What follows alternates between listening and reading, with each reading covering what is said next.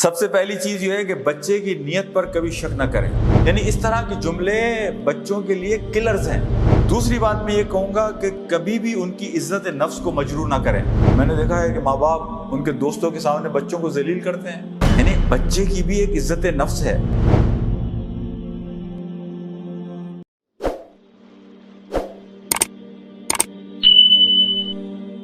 میرے خیال سے اب میں کچھ چیزیں آپ کو آخر میں شیئر کر لوں کہ یہ چیزیں کبھی نہ کیا بے شک بچوں کے ساتھ۔ سب سے پہلی چیز یہ ہے کہ بچے کی نیت پر کبھی شک نہ کریں۔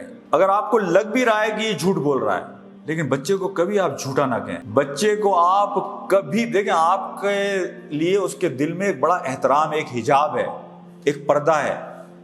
اس حجاب اور اس پردے کو، اس حیا کو، اس شرم کو آپ ختم نہیں کرنا چاہتے۔ اپنے بچوں کو جو آیات میں نے آپ کے سامنے پڑھی نا، وَإِن تَعْفُوا وَتَصْفَحُوا وَتَغْفِرُوا، کہ نظر انداز کرو، آنکھیں چرا لو، انہیں معاف کر دو، انہیں گنجائش فراہم کرو، یہ طریقہ ہے فیملی کے ساتھ ڈیل کرنے کا۔ تو بچوں کی نیت پر کبھی شک نہ کریں۔ تم تو جھوٹے ہو، تم ہمیشہ غلط بیانی کرتے ہو، یعنی اس طرح کے جملے بچوں کے لیے کلرز ہیں۔ دوسری بات میں یہ کہوں گا کہ کبھی بھی ان کی عزت نفس کو مجروح نہ کریں۔ میں نے دیکھا ہے کہ ماں باپ ان کے دوستوں کے سامنے بچوں کو ذلیل کرتے ہیں، ان کے دوستوں کے سامنے جائیں گے اور ان کے جناب تھپڑ رسید کر دیا بچے کے، یعنی بچے کی بھی ایک عزت نفس ہے۔ تو آپ دیکھیں، ہمارے لیے سب سے بڑا رول ماڈل کون ہے؟ نبی پاک صلی اللہ علیہ وسلم۔ آپ نبی پاک صلی اللہ علیہ وسلم کی زندگی میں دیکھیں کہ آپ نے کوئی تاریخ میں ایک واقعہ آپ کو ایسا نہیں ملے گا کہ حضرت انس بن مالک نے 10 سال آپ کی خدمت کی۔ آپ کو پتا ہے حضرت انس بن مالک کون تھے؟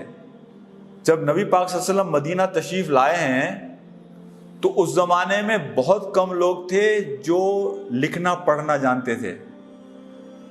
انس بن مالک مدینہ کے رہنے والے تھے۔ آپ صلی اللہ علیہ وسلم جب مدینہ تشریف لائے تو ان کی والدہ انس بن مالک کو نبی پاک صلی اللہ علیہ وسلم کے پاس لے کر آئیں۔ یہ ایسا تھا کہ انس بن مالک اس زمانے کے پی ایچ ڈی تھے۔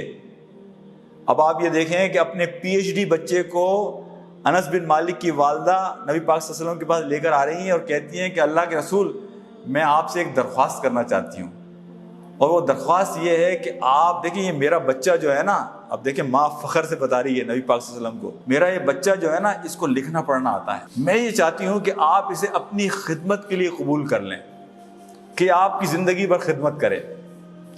10 سال خدمت کی انس بن مالک نے، اور انہوں نے بڑی بڑی غلطیاں بھی کی، یعنی آپ صلی اللہ علیہ وسلم نے کبھی کام کے لیے بھیجا، بھول گئے، کھیل میں مصروف ہو گئے، لیکن 10 سال میں انس بن مالک کہتے ہیں کہ ایک لمحہ ایسا نہیں آیا کہ نبی پاک صلی اللہ علیہ وسلم نے مجھ سے سوال کیا ہو کہ تم نے یہ کیوں کیا۔ تو بچے کی بھی عزت نفس ہے، تو آپ اس کی عزت نفس کو، اس کا خیال کریں۔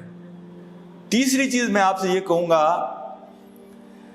کہ بچے کو پہ منفی تبصروں سے اجتناب کریں۔ دیکھیں، آپ بچے کے بارے میں ایک منفی تبصرہ کرتے ہیں نا، سائیکالوجسٹ یہ بات کہتے ہیں کہ اس کو کمپنسیٹ کرنے کے لیے آپ کو 10 مثبت تبصرے کرنے ہوتے ہیں۔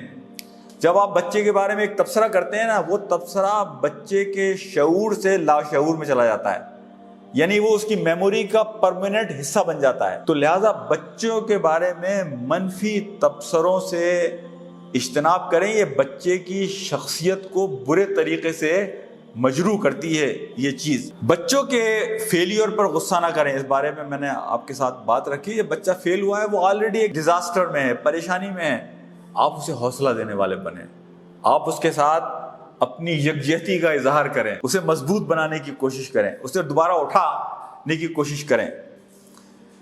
تیسری بات میں یہ کہوں گا کہ اپنے بچے کا مقابلہ دوسرے بچوں سے نہ کریں کبھی بھی۔ ارے اس کے بچے کو نہیں دیکھتے کہ اس کے بچے کا یہ گریڈ آیا، اس کے بچے کو نہیں دیکھتے تھے کہ اس نے حفظ قرآن بھی کر لیا اور وہ اسکول بھی جاتا ہے اور وہ اپنے ماں باپ کا بھی ادب کرتا ہے۔ اپنے بچے کا کمپیریزن، موازنہ کبھی کسی دوسرے بچے سے نہ کریں۔ آپ اپنے بچے کا موازنہ اس کے کل سے کریں۔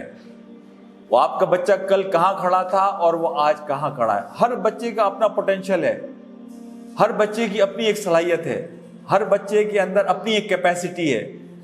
تو ہم یہ بچوں کا جو موازنہ کرتے ہیں نا، خاص طور پہ ہمارے معاشرے میں، یہ کلر ہے بچے کے لیے۔ بچے کا موازنہ آپ اس کے کل سے کریں، کل وہ کہاں کھڑا تھا اور آج وہ کہاں کھڑا ہے۔